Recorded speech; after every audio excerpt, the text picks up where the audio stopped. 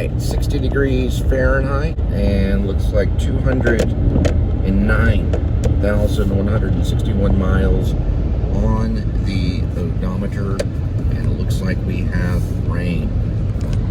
Yes, we have rain. It's March 7th of 2024. So I got some ideas, been watching a lot of stuff. Oh, we got traffic, lots of traffic coming in for work. So I got some ideas for kind of tweaking some of the whole screenplay that I'm working on, kind of getting ideas first, the circle.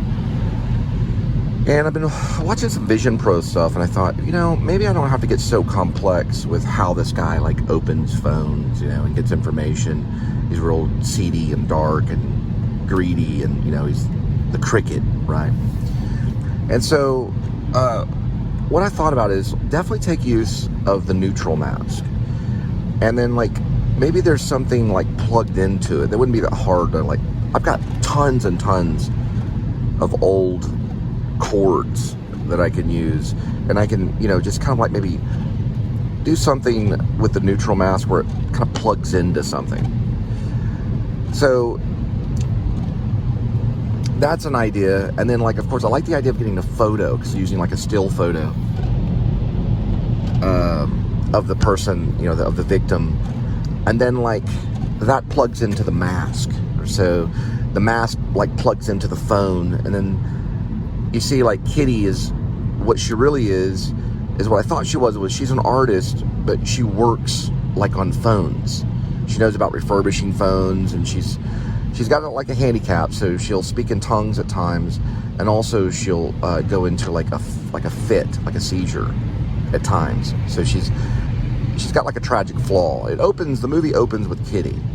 You know, she's about middle age, maybe a little older.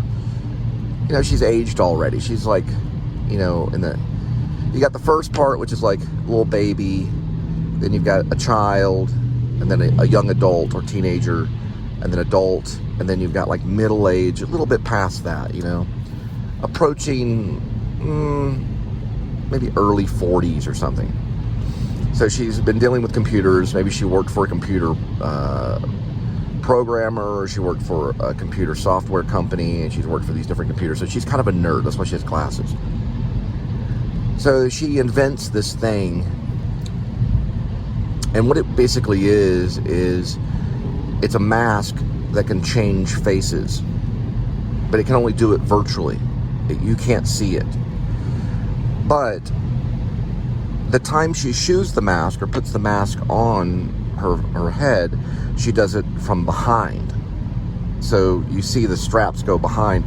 Like Vision Pro, if you look at Vision Pro from behind, it just looks like a ski mask or something like that. Well, this is like a neutral mask that goes on the front. And you might see that in the shadow of some, or in the reflection of something. But you see it go on, and then you see the phone go up, and then the phone turn on. But there's also something plugged into the phone. So there's something going on that we don't understand. She's able to open phones. So she gets hired by the cricket, and the cricket, as long as he gets a hold of a phone, and the person knows how to turn the tracker off, it virtually cannot be traced. Well, this is like a big-time crime thriller, maybe a little noir. I don't know exactly. I'm trying to understand noir. There could be that aspect to it. Now, so Rob's basically just a runner. So he'll go out, find different ways to get it, you know. Everything from, like, maybe cracking the lock at a 24-hour fitness kind of thing or something, where, you know, people put their phone in the little locker. That'd be one way he'd get a phone. To, you know, grab and run on a train or something from somebody or something, or by a train station or something. He's a quick runner. So he gets these phones, and how she finds out about,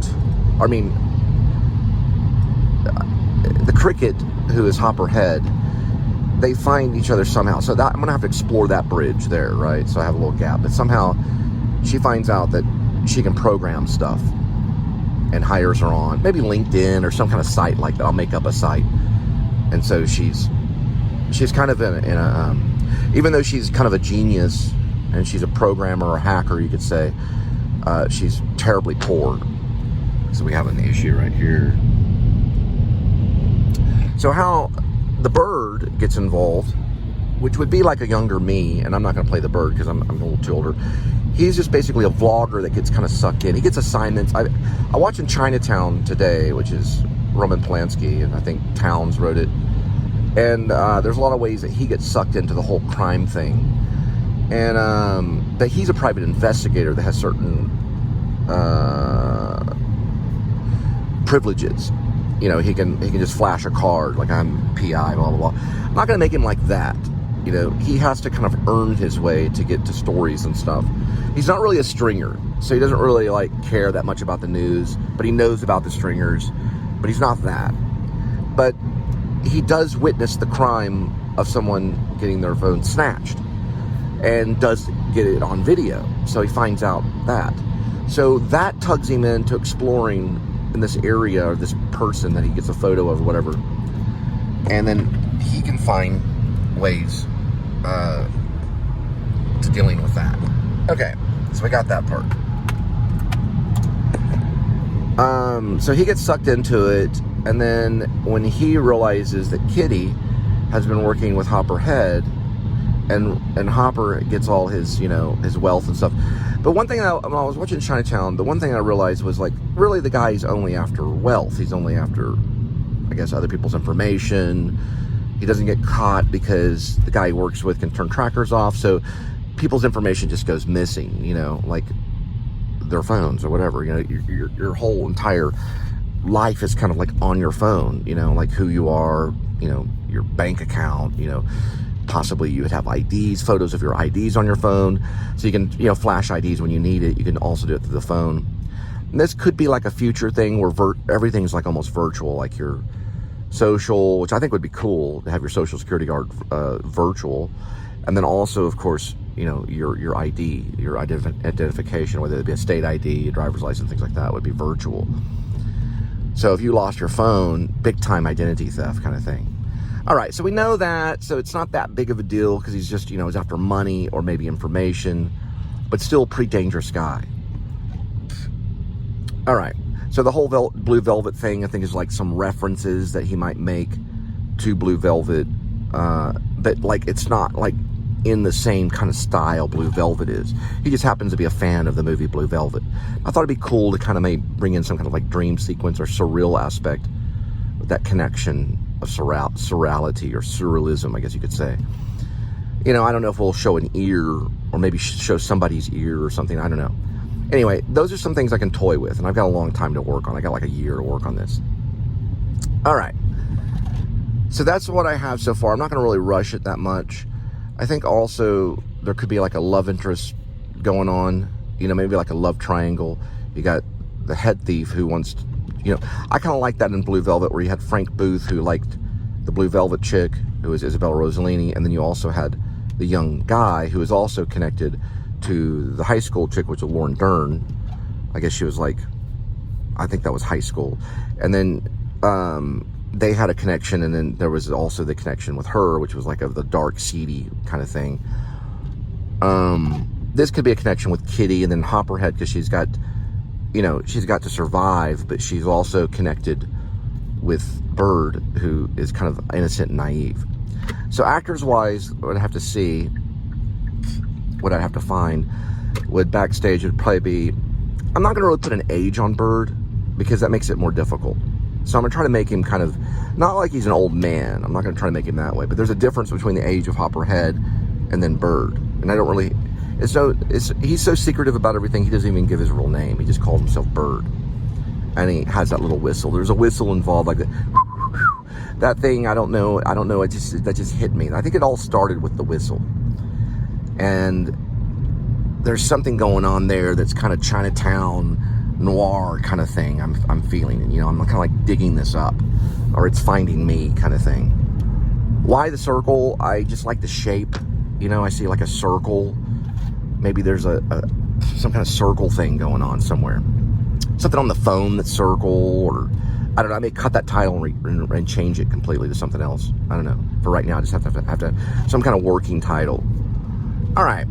And there's also kind of like a circle of things going on. You've got the vlogger, you got the head thief, you got the runner, and then you got Kitty, who's now she has become like a computer genius. So she can like rework computers, and she's really good at using this like weird computer mask that can get into any phone. As long as she puts it on, it connects to the phone and then it opens it up, and then, you know, there's no way the phone will track the phone. The phone's completely gone from whatever, but all the information's on the phone. All right, I like that idea because the phone is an important aspect of life that we use. Okay, so we have those things. Those are just the elements, almost like costume pieces in a way you could say. They're not really costume pieces, but they're like the outer surface. It's not what really makes the story, you know. The dialogue, the interrelationships, all that stuff I have to find very tightly and to really make the story lift off. And we got some splashing coming up right here. All right, at least we heard it. Okay, Butterfly Gardens, March 1st, April 14th. So the story's not like completely solidified. Yeah, these people don't slow down, not even for the rain. But and then also I like watching other movies because then that just kind of like spawns other ideas and things, and you never know. I haven't really got to go back and rewatch Blue Velvet, but I know Blue Velvet is kind of like really slow. You know, it doesn't go from like, it doesn't jump from one scene to another. It takes its time. It's more about the attire of the piece than the important plot pieces, and maybe even important like character, you could say. But it's got like this kind of like, it's about watching it. It's about the experience of it more than it is about how things fold out, like in Chinatown. But Chinatown has that aspect too, because Roman Polanski was very good with music, and he was good at with imagery and stuff like that. He, you know, you can tell it's a Roman Polanski film. And I watched Chinatown today. I was like, yeah, I can see the connection with Rosemary's Baby and The Tenant and The Pianist and things like that. I can see that connection.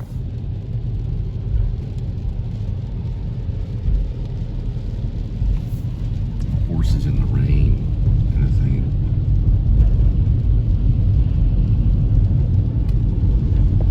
But an image being taken, regardless of the whole aspect of being a filmmaker or a vlogger or whatever you call yourself, is kind of a big deal because it's an authoritative move, you know, to take a photo or something. A long time ago, they used these still photos. It took a long time. You put the little thing on a tripod, you waited, and then you took the photo, and it could smear, it could be a lot of problems, and then that was it. You know, it was almost like an immediate painting kind of thing.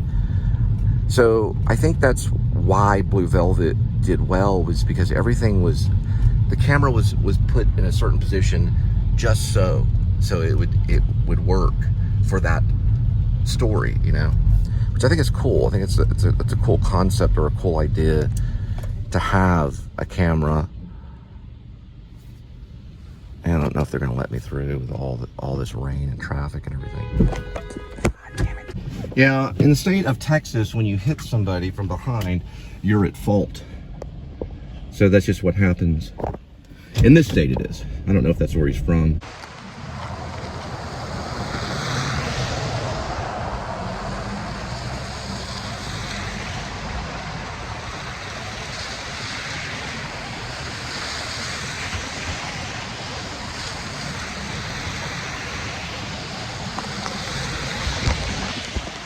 Yeah, I was going to be forced into traffic, which was bad. And so I stopped. And then since I stopped, there was kind of like a line. I would have been kind of like in the middle of traffic. So he looked kind of mad. And so I just got his plate number just in case there was a major problem. He just took off. It's kind of a hit and run on his end because after all, I did ask for his insurance information. He said it was cool. I said I had to go somewhere. I went ahead and looked at everything. It looks okay. That was probably the 4th time I've been rear-ended. Now, one time the lady tried to sue me because she ended up on the show, and then I had to cut that section of the show, and she got really mad. She was from California. That's why I'm kind of concerned, but it looked like he worked for some kind of company. I don't know if he's in a company car. I didn't see any major damage. These things these bumpers they're like, it's like rubber. So I didn't see any on his, but then he was accusing me because he said I backed into him. But the thing is I was over the line where the traffic was, and he was still behind me, but he would have forced me into traffic, possibly forced me into an accident. So I did the best I could under the situation. But he said he was cool with it. I said I was cool with it. I just took license plate just in case he tries to do anything, because they do that. They'll sit there and try to sue you and stuff. So whether he's able to or whether I'm able to, I don't know. I'd have to look at the laws, because if you're at a traffic light, it's different than if we were in a parking lot and I backed up, but he was behind me. So there's pretty much the damage right there. See that? That's pretty much it. That's all I can tell. So they're trying to replace the whole thing right there. That's pretty much the damage right there.